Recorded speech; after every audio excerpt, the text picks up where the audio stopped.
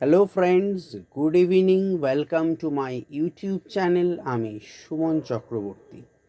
আজকে হিস্ট্রির ওপরে আরেকটি ভিডিও নিয়ে এলাম। Very important topic. আমি আগের সোমবার দিয়েছিলাম প্রাচীন ভারতে বাংলার পাল সাম্রাজ্যের উত্থান ও পতনের সংক্ষিপ্ত বিবরণ দাও।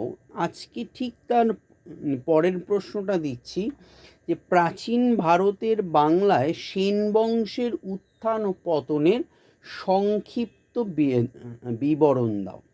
সো ভিডিওতে যাওয়ার আগে যারা চ্যানেলটি প্রথম দেখছো, অবশ্যই ভিডিও ভালো লাগলে একটা লাইক করো, প্রচুর শেয়ার করো এবং চ্যানেলটি সাবস্ক্রাইব করে পাশের বেল আইকনটি প্রেস করে রেখো এই ধরনের নিত্য নৈমিত্তিক ভিডিও পাওয়ার জন্য অবশ্যই। এবং যদি কেউ আমার সাথে পার্সোনালি ফর অ্যাডমিশন কন্ট্যাক্ট করতে চাও, এখন 11-12 আর্টস অ্যাডমিশন চলছে, West Bengal board, all subjects, degree course BA history honors and general all papers, admission now going on. Competitive preparation, all competitive preparation and WBCS preparation now, admission going on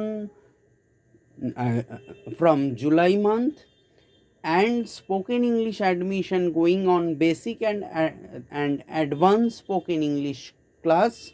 So contact me 8910618541. So let's start the video.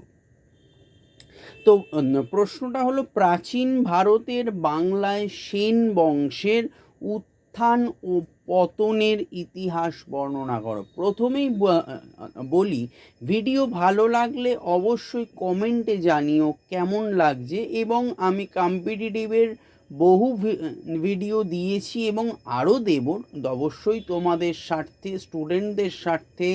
আমি সুমন চক্রবর্তী, আমি always ছিলাম, আছি, থাকবো। তোমাদের like বলো, share বলো, comments বলো, প্রত্যেকটা আমার কাছে খুব ইম্পর্টেন্ট। বিকজ আমার কাছে প্রতিটা লাইক, কমেন্ট, শেয়ার এবং সাবস্ক্রাইব আমাকে অনেক অনেক উৎসাহ দেয় ভিডিও বানানোর জন্য। সো এই একটা লাইক এবং সাবস্ক্রাইব করলে তোমাদের আশা করছি অনেক অনেক বেনিফিটেড তোমরাও হবে এবং আমি আরও উৎসাহ পাবো ভালো ভালো টপিকের ওপর ভিডিও বানানোর জন্য। সো লেট স্টার্ট, আর দেরি না করে।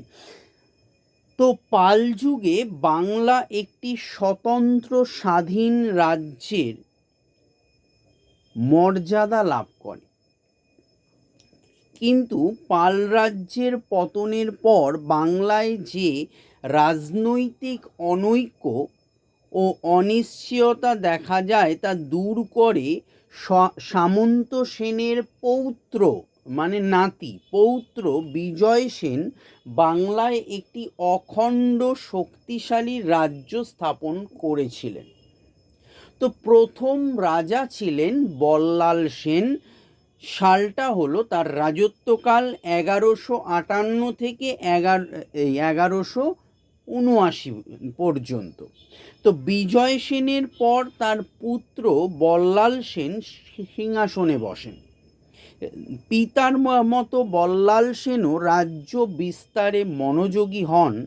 বল্লাল চরিত নামক গ্রন্থে বল্লাল সেনের মগধ ও মিথিলা জয়ের কথা জানা যায়। বল্লাল সেনের রাজ্য পশ্চিমে মগধ ও মিথিলা থেকে পূর্ববঙ্গ পর্যন্ত এবং উত্তরে দিনাজপুর ও বগুড়া থেকে দক্ষিণে সমুদ্র উপকূল পর্যন্ত বিস্তৃত ছিল। এই সুবিস্তৃত রাজ্যের অনেক জায়গায় বল্লাল সেনের কীর্তি আজও বিদ্যমান। সামরিক খ্যাতি ছাড়াও বল্লাল সেনের সমাজ সংস্কারক হিসেবে খ্যাতি ছিল। দানসাগর ও অদ্ভুত সাগর নামে দুটি গ্রন্থ রচনা করে তিনি সমকালীন পণ্ডিত সমাজে খ্যাতি লাভ করেছিলেন। অনেকে মনে করেন যে বল্লাল সেন বাংলায় কৌটিল্য প্রথা প্রবর্তন করেন, কিন্তু এই অনুমান বর্তমান ইতিহাসবিদরা সত্য বলে মনে করেন না। আসলে কি হয়, প্রতিদিন কিন্তু বিজ্ঞানের যেমন গবেষণা চলে, ঠিক সেইভাবেই সমস্ত বিষয়, যত বিষয় আছে আমরা জানি বা জানি না, সমস্ত বিষয়ে কিন্তু গবেষণা চলছে এবং ভবিষ্যতেও চলবে। তাই ইতিহাসেও তার ব্যতিক্রম নয় ইতিহাসও। তো সেই জন্য বলছে যে এইটা অনুমান করা হতো যে বল্লাল সেন বাংলায় কৌলিন্য প্রথা প্রবর্তন করেন, কিন্তু বর্তমান ইতিহাসবিদগণ সত্যি একে বলে মনে করেন না। ওকে, নাম্বার 2 পয়েন্ট হচ্ছে লক্ষণ সেন। রাজত্বকাল হলো 1179 থেকে 1206 খ্রিস্টাব্দ। বল্লাল সেনের পুত্র লক্ষণ সেনকে বাংলার শেষ স্বাধীন হিন্দু নরপতি বলা হয়। গৌড়, কামরূপ, কলিঙ্গ ও কাশীর রাজারা তার প্রভুত্ব স্বীকার করেছিলেন। এলাহাবাদ ও বারাণসী পর্যন্ত তিনি সমর অভিযান চালান, কিন্তু রাজত্বের শেষ ভাগে তার সামরিক শক্তি হীনবল হয়ে পড়ে। দ্বাদশ শতকের শেষ ভাগে 1197 খ্রিস্টাব্দে দিল্লির সুলতান কুতুবউদ্দিন আইবকের সেনাপতি ইখতিয়ার উদ্দিন বখতিয়ার খলজি অতর্কিতে লক্ষণ সেনের রাজধানী নদিয়া আক্রমণ করেন। তিনি এই আক্রমণের বিরুদ্ধে কোনো প্রতিরোধ গড়ে তোলেননি। বিনা প্রতিরোধে তিনি স্বয়ং পূর্ববঙ্গে পালিয়ে যান। সেখানেই 1206 খ্রিস্টাব্দে তাঁর মৃত্যু ঘটে।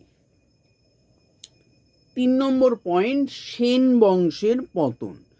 লক্ষণ সেনের পর সেন বংশ পূর্ব ও দক্ষিণবঙ্গে আরও 50 বছর ক্ষমতাসীন ছিল। তবে তার দুর্বল বংশধরেরা আত্মকলহে সংশ্লিষ্ট হওয়ায় সেন রাজ্য ভাঙনের সম্মুখীন হয় এবং বিভিন্ন এলাকায় একাধিক স্বাধীন রাজ্য গড়ে ওঠে। ত্রয়োদশ শতকে সমগ্র বাংলায় মুসলমান আধিপত্য প্রতিষ্ঠিত হয়। সো এই হলো আজকের টপিক, প্রাচীন ভারতের বাংলায় সেন বংশের উত্থান ও পতনের সংক্ষিপ্ত ইতিহাস এই ভিডিওতে বর্ণনা করলাম। ভালো লাগলে একটা অবশ্যই কমেন্ট করো, লাইক দিও, শেয়ার করো। যে কোনো কম্পিটিটিভ প্রিপারেশন, মেইনলি WBCS এর জন্য অবশ্যই হিস্ট্রি, জিওগ্রাফি মেইনসের very very important part. So keep watching. Thank you for watching this video. Bye.